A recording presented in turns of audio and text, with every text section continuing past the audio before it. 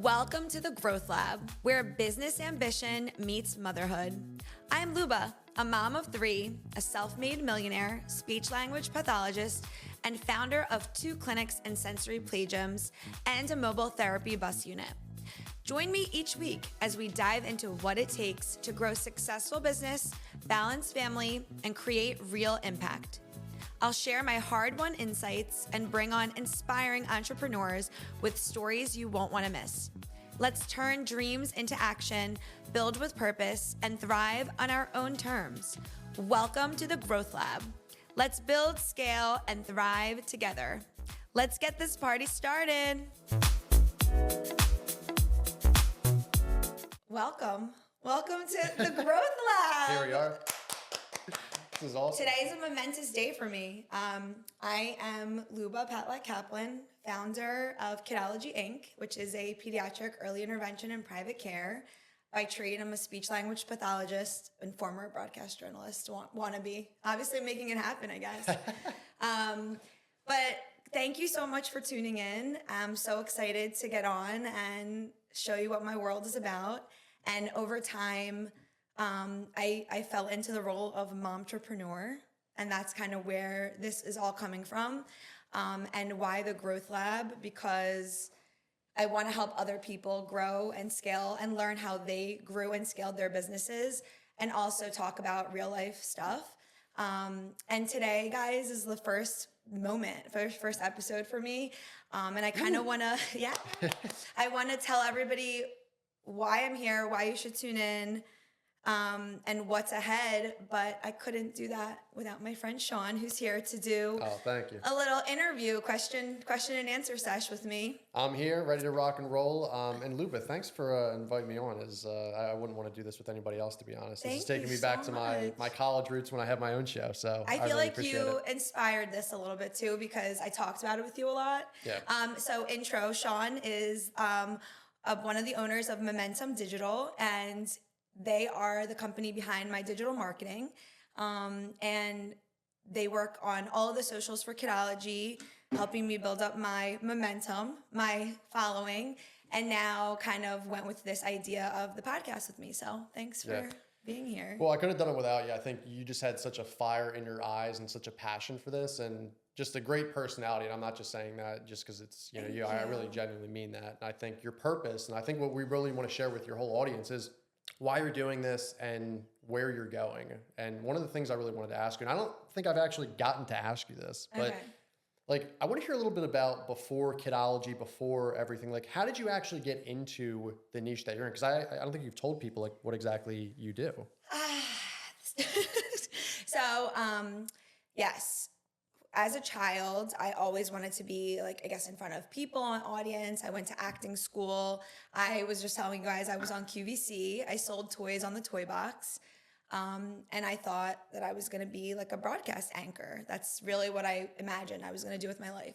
And I went to Hofstra University and I studied broadcast journalism. Like, my parents paid a private university so that I could get a degree in this. But I didn't end up working in this business. I graduated school in 3 years, and in my last semester, I took a linguistics class. And I really liked speech pathology, but I was so far into the program and graduating in a 3-year path that I'm like, I can't go back now. So I graduated with broadcast journalism and a minor in public speaking and rhetorical studies.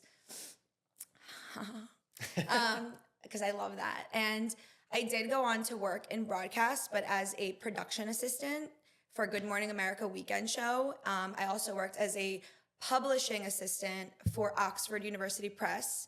So it was really great, and these jobs were wonderful, but they required me to devote my weekends. Good Morning America weekend show, I had to wake up at 3 a.m. to be there on time for work. It sucked. Yeah, you wrinkled your brow there. It did suck. It was hard times. And the reality was, to become a broadcast journalism, I would literally need to move to middle America and work on that. And I wasn't packing my bags for Utah. No, I wasn't going there. Manhattan to Utah, here I come. So no, I just wasn't in the mindset at the time. I was very young, and a lot of my friends were having parties in AC for their birthday, and I had to be there. Yep. I was social bee, you know? So that's kind of where this love for language and people and communication started from. And I, from there, kind of made my own path. I worked in media and communications. I worked for Junebug. I was a photographer at the clubs. Like I did a lot of things. But then flash forward, my parents are like, we are no longer paying your rent. Evicted me back to Philadelphia, Pennsylvania, No way. to the crickets. Yeah, because I wasn't paying my own rent in Manhattan. They paid for me. Wow. And they were like, Expensive. you're out. Yeah. So then I moved home and I decided to go for a master's degree. And I'm like, okay, well, what am I going to do? Like I thought about some type of therapy. I always wanted to help people. Obviously communications was not going to be the way at that moment that I was going to do it. And then I decided, okay, I'm going to go for speech language pathology. And I didn't even know what it was, honestly. And I looked into it and I felt like it was for me. And I got into a master's program and I went to Nova Southeastern in Florida. I did the online track. Also graduated that bitch quick. Is that allowed? And then this is how I kind of like made my way into this business, which is pediatric early intervention and private care. I was going out and working in Pennsylvania at the time.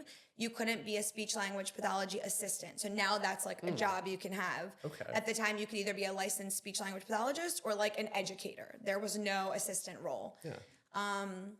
Once I graduated or during school, I started to learn about these like private companies that were sending contractors out. And at the time I was a special instructor. It's an SI. And I was just learning like, oh, like, okay, I'm going to go visit a kid at their house or their school. And I would get paid hourly to do it. Yeah. And I was like, well, where do these kids come from? How does this become a case on my caseload? So I started to put the pieces together, and me being the very investigative individual I am, I went to work as a service coordinator. I got paid pennies from the city, and I worked in like West Philly in houses with holes in the floor. Seriously. Oh my gosh. Seriously. I was like ridiculous though. I graduated and I was working, like taking pictures at clubs, and I had like a little Mercedes-Benz white 4-door. Ooh, and I fancy. was driving that to West Philly to these houses with no floors and parking like several blocks away so they wouldn't see. Stuck out like a sore thumb with that one. Such a sore thumb. But anyway, I was still humble. I never came into those situations. Nobody ever felt like they were being judged or something. But I learned everything about the back end of the business, and then I built my own business. Yeah. So that's how I got here. That's amazing. And I think when I met you, I was telling Drew this, we met at the Philly 100 Awards in the casino bar at Live Studios, right? Literally. And the second that I met you, you've always had this very optimistic personality where you are doing so many different things. And you're very smart. You have this certain like intuition that not a lot of people have, especially with entrepreneurs. I think that you kind of have the upper echelon of just knowledge and understanding and just that drive. And where do you think that comes from? Because not a lot of people have that. First of all, thank you. That's really sweet. Yeah, I think that I carry those qualities, and I come from immigrant family. I actually was born in Ukraine, and I came to America when I was 2 years old. Oh, wow. So I don't know if this special drive I have comes from just culture, like where I come from, how I grew up, but I didn't come from money. Like everything I've ever got, I earned on my own. From a young age, I was babysitting and like collecting every penny. I was a waitress for many years in high school at the same restaurant, Dominic's in Richboro. It still exists. It's amazing. It is amazing. Yeah, I know what that is. Like like hometown pizza shop, It's the best. And I just think that I always just looked at my parents. They did everything they could to give us a good life. They didn't have fancy jobs or even language when they came to America, and they were in their 30s. My dad was a taxi driver until he could afford to purchase his own taxi cab. And my mom worked as a nail technician at my aunt's nail salon. And then my mom was studying. She worked as a nurse in Ukraine, and then she studied to work in oncology here, and she went to like a Drexel business program. I mean, these are like super aspirational things for immigrants who come. People mostly, even today, who are immigrating here from different countries, they work in a supermarket or they figure things out. But like, I always saw that my parents had this drive and energy, and my mom especially. So I think definitely comes from my roots. Yeah, definitely rubbed off on you for sure. For sure. And what about it with speech pathology that really, because you said, you have a lot of different experience with communication. You worked at clubs, you worked at all these publications. What about that particular niche, I guess, that, kind of spoke to you?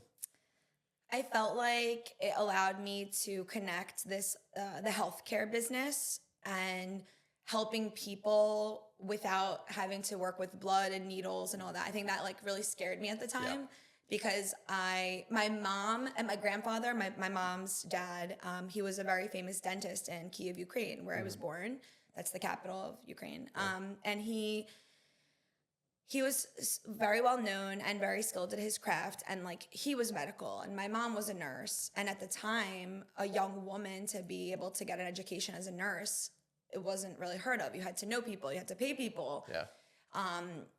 So when I had the opportunity, finally, my parents are like, do something more. This isn't a hobby anymore. You're not going to be in journalism and working in a magazine. To them, this was a hobby. They're Russian people. It's not serious. Right, when are you right. going to be serious? What kind of career is this? Right. Yeah. So although they believed in me, they knew that I need to have something more substantial, I guess. Sure. I wasn't going to be an attorney. Let's go through the substantial careers. Yeah. Are you an engineer? Are you an attorney? Are you a doctor? These are looked at as the best. Mm-hmm.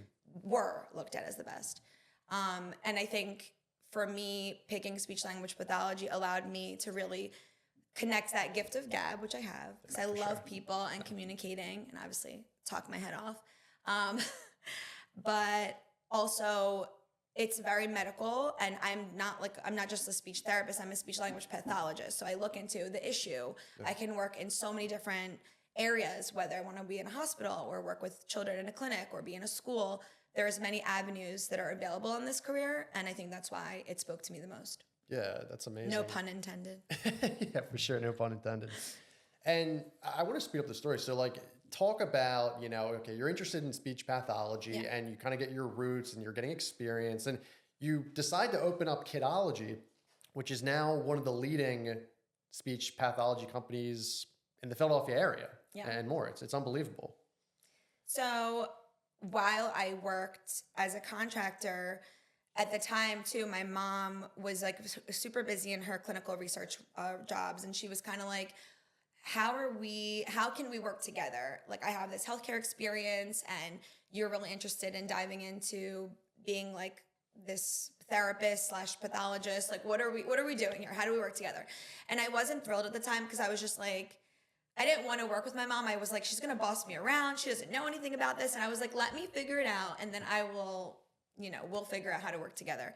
But the reason that I went out to work on my own was because that business mind kicked in, and I'm okay, I'm working for somebody, contractor.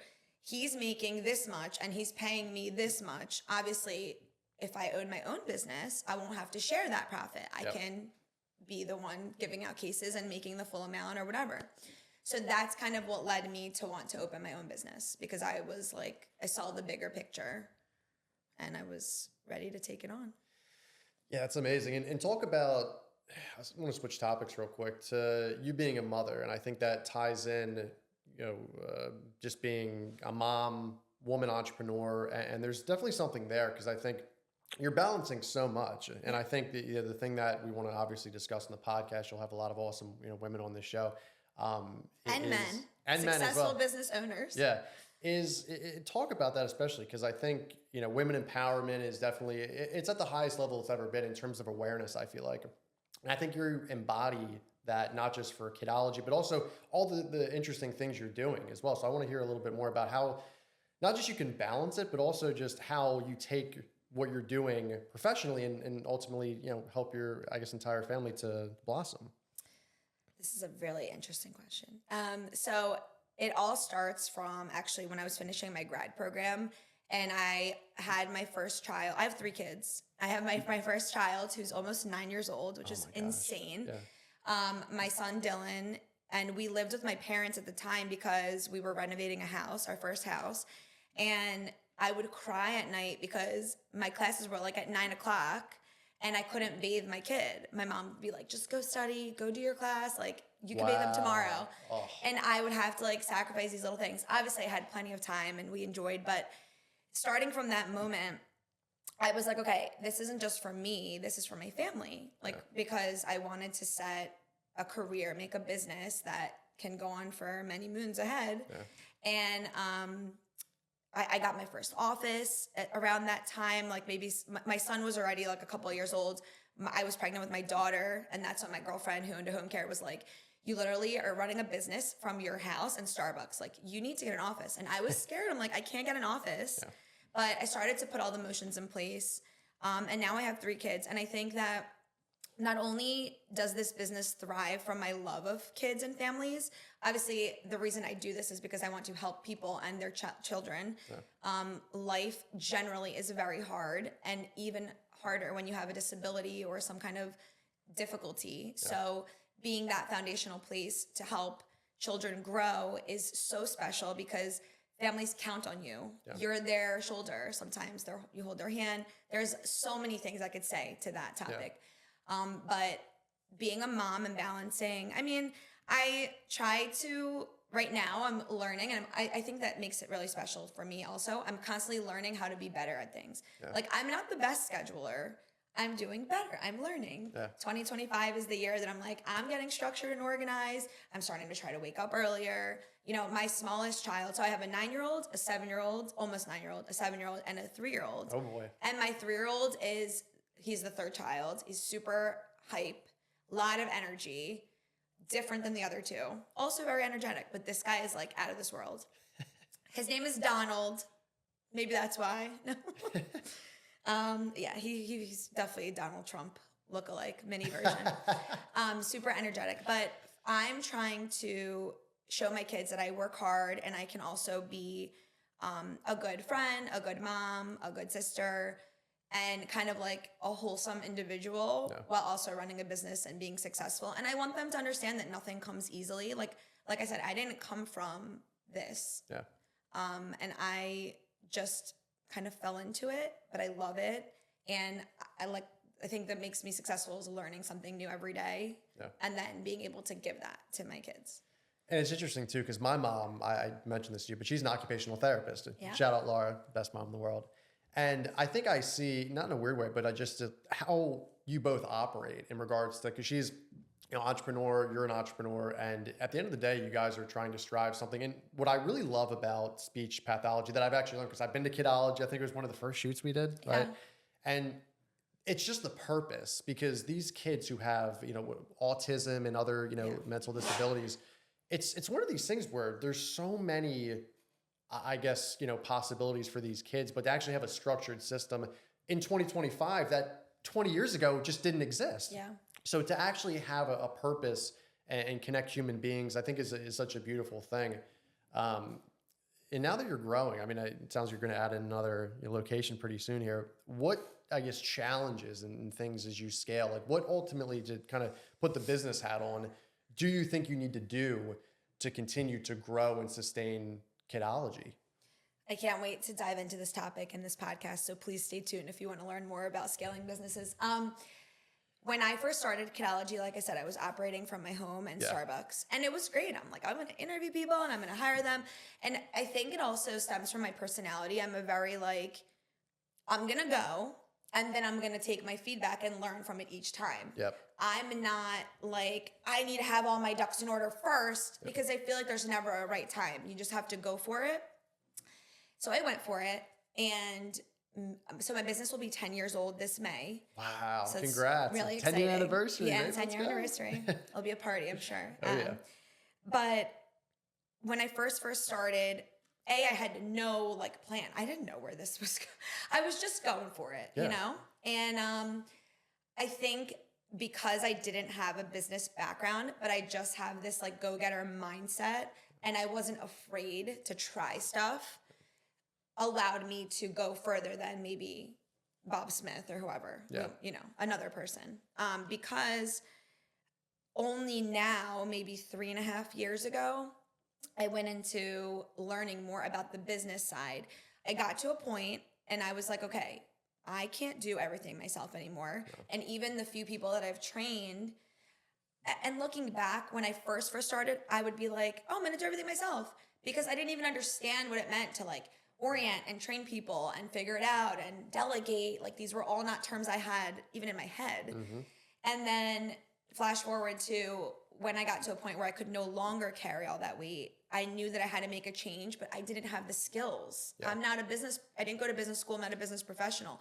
While I'm brave and willing, and I think that says something in business, that's my entrepreneurial drive, I did hire and work with a consulting program so that I could learn those skills, and it helped me like put policies and procedures in place so that things are defined and the process is the same. And I think that's where you win.